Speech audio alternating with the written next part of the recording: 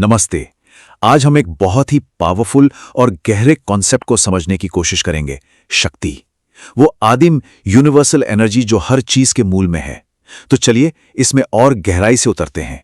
इस पूरे आइडिया को समझने के लिए शुरुआत करते हैं इस बहुत ही शक्तिशाली श्लोक से। ये कहता है कि स्त्री ही ब्रह्मांड की क्रिएटर है, उसका आधार है। ये बात एकदम साफ कर देती है कि इस परंपरा में डिवाइन फेमिनिन प्रिंसिपल को कितना ऊंचा दर्जा दिया गया है। उसे ही तो सृष्टि का मूल स्रोत माना गया है। तो सवाल ये उठता है कि आखिर ये शक्ति है क्या? देखिए, ये सिर्फ एक शब्द नहीं है, ये एक पूरी फिलॉसफी है, एक ऐसा नजरिया जो हमें बताता है कि ये यूनिवर्स आखिर काम कैसे करता है। आइए इसे थोड़ा और करीब से जानते हैं। अगर हम शक्ति शब्द को देखें तो ये संस्कृत से आया है। इसका सीधा सा मतलब है एनर्जी, एबिलिटी, स्ट्रेंथ, पावर। पर यह सिर्फ फिजिकल ताकत नहीं है, ये वो यूनिवर्सल पावर है जो पूरे अस्तित्व को बनाती भी है और उसे चलाती भी है। मतलब हर एक्शन, हर क्रिएशन के पीछे की जो एनर्जी है ना, वही शक्ति है। और यहीं पर एक बहुत ही दिलचस्प कॉन्सेप्ट आता है, शिव और शक्ति का। इसे समझने का सबसे आसान तरीका है साइंस की मदद लेना। सोचिए पोटेंशियल और काइनेटिक एनर्जी के बारे में। पुरुष यानी शिव पोटेंशियल एनर्जी की तरह हैं, स्थिर, शांत, जिनमें क्षमता है। और प्रकृति यानी शक्ति काइनेटिक एनर्जी की तरह है, एक्टिव, डायनामिक, क्रिएटिव। और जब ये दोनों मिलते हैं तभी इस ब्रह्मांड का निर्माण होता है। अब ये जो कॉस्मिक एनर्जी है, ये सिर्फ एक थ्योरी या एब्स्ट्रैक्ट आइडिया बनकर नहीं रह गई। हजारों सालों से इसे हम देवियों के रूप में देखते और पूछते आए हैं। तो चलिए देखते हैं कि कैसे ये एब्स्ट्रैक्ट पावर एक डिवाइन फॉर्म में बदली। ये कोई एक दिन की बात नहीं है, इसका एक पूरा इवोल्यूशन हुआ है। अगर हम बहुत पीछे जाएं, मतलब प्री वैदिक काल में, तो वहां हमें मदर गॉडेस की पूजा के सबूत मिलते हैं। फिर वैदिक युग आया, जहां देवियां देवताओं की सहचरी या पत्नी के रूप में सामने आईं। और फिर पुराणों के समय तक आते आते एक सर्वोच्च महादेवी का कॉन्सेप्ट मजबूत हो गया, जिन्हें सभी शक्तियों का स्रोत माना गया। शक्ति का कोई एक रूप नहीं है, इसके कई चेहरे हैं। एक तरफ लक्ष्मी जैसा सौम्य रूप है जो समृद्धि, प्रेम और कृपा का प्रतीक है, तो दूसरी तरफ काली जैसा उग्र रूप है जो बुराई का नाश करके अपने भक्तों को प्रोटेक्ट करता है। लेकिन यहां एक बात समझना बहुत जरूरी है, ये अच्छा बनाम बुरा नहीं है।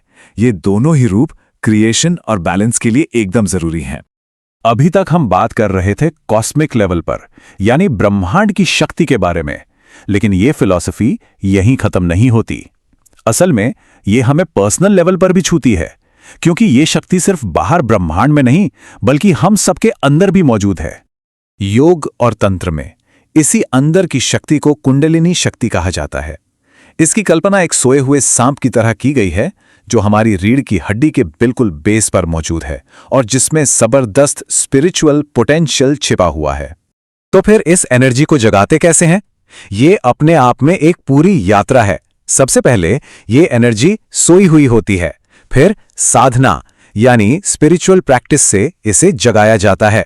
और जब ये जागती है तो ये शरीर के एनर्जी सेंटर्स, जिन्हें चक्र कहते हैं, उनसे होते हुए ऊपर की तरफ उठती है और आखिर में सिर के सबसे ऊपरी हिस्से पर परम चेतना यानी शिव से मिल जाती है, जिससे व्यक्ति को आत्म साक्षात्कार होता है।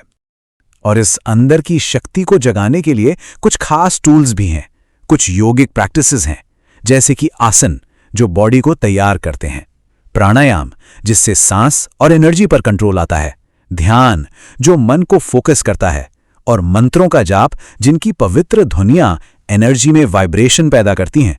ये सब मिलकर ही शक्ति साधना का रास्ता बनाते हैं। अब सवाल ये है कि क्या ये सारी बातें सिर्फ पुरानी किताबों या योग स्टूडियो तक ही सीमित हैं?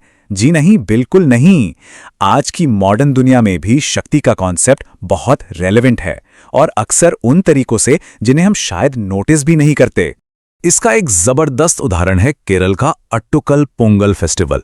सोचिए, हर साल 20 लाख से ज्यादा महिलाएं एक साथ देवी की पूजा के लिए जमा होती हैं। ये दुनिया में महिलाओं का सबसे बड़ा धार्मिक जमावड़ा है। इससे पता चलता है कि शक्ति की पूजा सिर्फ इतिहास नहीं, एक जीती जागती वाइब्रेंट परंपरा है। और एक बहुत ही दिलचस्प बात यह है कि इस आइडिया की झलक हमें मॉडर्न साइकोलॉजी में भी मिलती है। जैसे कार्ल यूंग की साइकोलॉजी में एक एनिमा का कॉन्सेप्ट है, जो कि पुरुष के अंदर के फेमिनाइन हिस्से को दिखाता है, जो उसे एनर्जी और जीवन देता है। ये काफी हद तक शक्ति के विचार जैसा ही है। शक्ति का असर हमारी कल्चर, हमारी आर्ट्स पर भी है। इंडियन सिनेमा में जो देवी जॉनर की फिल्में होती हैं, जहां फीमेल कैरेक्टर्स बहुत पावरफुल होती हैं, वो अक्सर वुमेन एम्पावरमेंट की बात करती हैं। ये आइडिया सीधे सीधे शक्ति के कॉन्सेप्ट से ही आता है। तो कुल मिलाकर बात क्या है? बात यह है कि शक्ति सिर्फ एक देवी या कोई एनर्जी का नाम नहीं है। ये एक लिविंग फिलॉसफी है, एक ऐसा फ्रेमवर्क जो हमें यूनिवर्स की क्रिएटिव पावर से लेकर हमारी अपनी चेतना तक हर लेवल पर पावर को समझने में मदद करता है। तो आखिर में एक सवाल, अगर शक्ति ही इस ब्रह्मांड को बनाने और बदलने वाली पावर है, तो आज की दुनिया में हमारे आसपास ये पावर हमें कहां-कहां और किन-किन रूपों में काम करती हुई दिखती है? इस पर सोचिएगा जरूर।